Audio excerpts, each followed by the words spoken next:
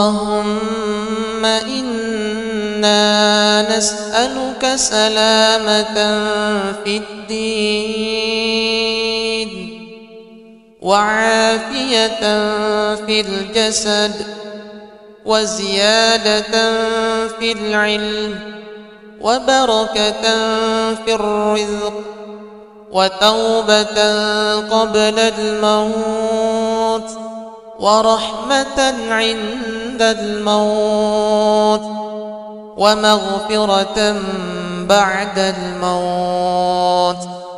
اللهم هون علينا في سكرات الموت والنجاة من النار والعفو عند الحساب. اللهم افتح لنا أبواب الخير وأبواب البركة وأبواب النعمة وأبواب الرزق وأبواب القوة وأبواب الصحة وأبواب السلامة وأبواب العافية وأبواب الجنة. اللهم عافنا من كل بلاء الدنيا وعذاب الآخرة واصرف عنا بحق القرآن العظيم ونبيك الكريم شر الدنيا وعذاب الآخرة. غفر الله لنا ولهم برحمتك يا أرحم الراحمين. سبحان ربك رب العزة عما يصفون وسلام على المرسلين والحمد لله رب العالمين. إنا لله وإنا إليه راجعون. اللهم أجرني في مصيبتي وأخلف لي خيرا منها.